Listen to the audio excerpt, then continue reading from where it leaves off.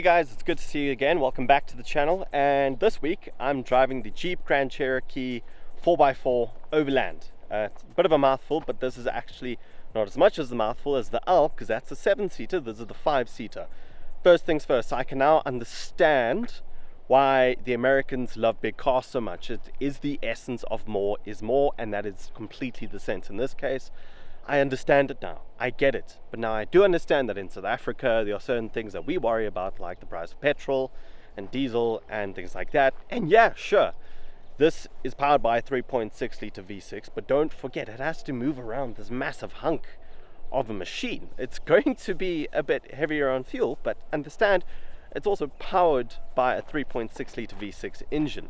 With that being said, let me show you the car. So the interior of this car is second to none. We have full leather seats, obviously, not to mention the front seats are electric, heated and ventilated with lumbar support, and the rear seats are also heated as well, and that's quite ridiculous, to be honest. Out of all the press cars I have so far, usually the judges I usually take it to, funny enough, are my girlfriend's parents. Now with that being said, they always wonder, why certain cars don't have rear heated seats. I mean, how much money do you have to spend before you enter that kind of caliber? With this exact car being the Jeep Grand Cherokee 4x4 Overland 5-seater, it starts at 1.58 million rand.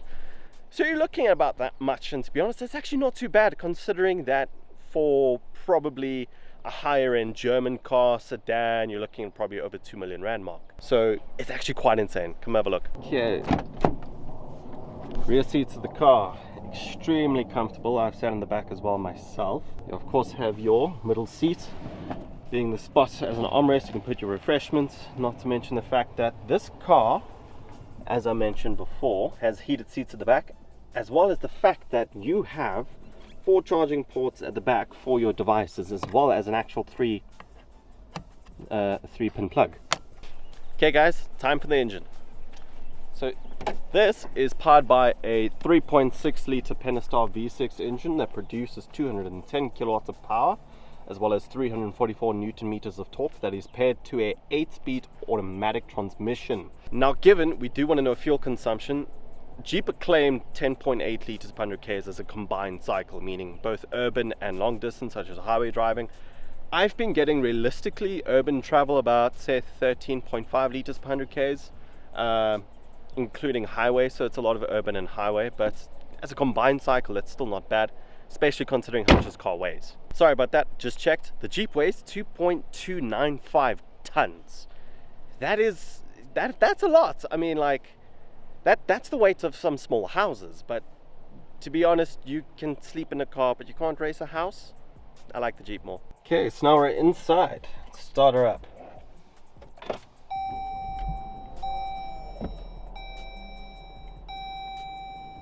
First things first, you do have this really amazing 10.8-inch touch screen, which is very responsive, and this is pretty much the entire system.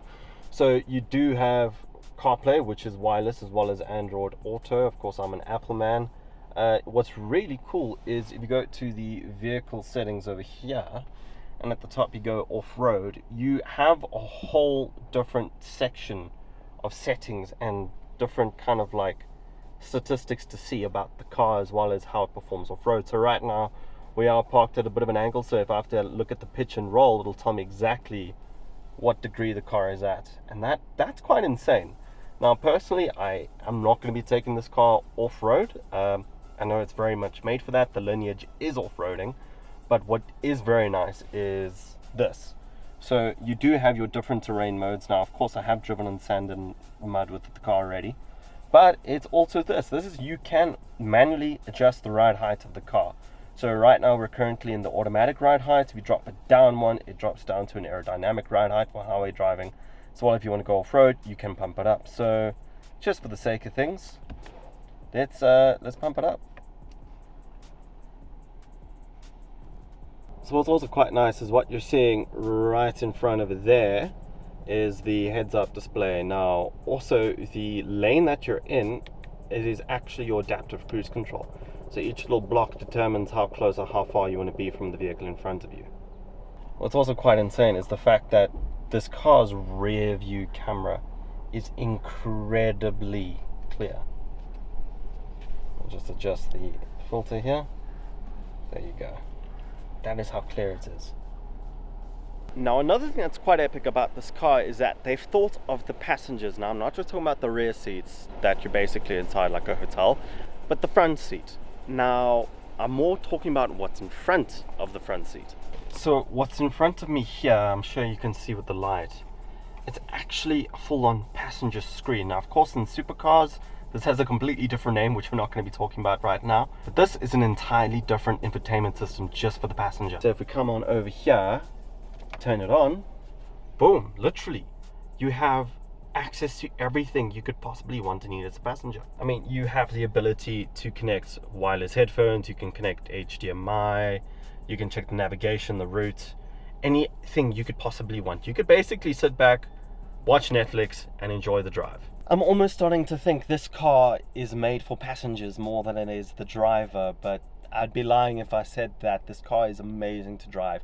It basically feels like a tank that they've made available to the public. It is beyond insane. I can't actually begin to explain the presence this car has on the road, as well as the cars just kind of get out of your way. It's like you have dominance over the road, and I mean, it's well bloody needed. It's such a massive vehicle. I definitely think that the Passenger Princess front screen nails it. One of my favorite things about this car is the sound system. Now, I know what you're thinking, yeah, blah, blah, blah, it's gonna have a nice sound system. No, this has an incredible sound system. If you're an audiophile, you will love this car. You need to buy this car. It has something called a Macintosh 19 surround sound system. 19 speakers, sorry. Yeah, I have no words. It's mind-blowingly good. You can have this pretty much on full, and there's no distortion, nothing. It's insane, it's brilliant. I've listened to everything from hip-hop to freaking 80s Queen. It's just something else. So yeah guys, that being said, this car can go just about anywhere and everywhere you want it to go, and not to mention you can enjoy it thoroughly. Everyone can enjoy it. Every single passenger can enjoy it. It's just mind-blowingly good. Look, there's not much more I can say. It's such a fantastic car. If you have the money, get it. To be honest, I think for this actual price, you're not going to get much in the same range of value. Unless you're going for something German, you're probably going to have to pay an extra 300, 400, 500,000 Rand more.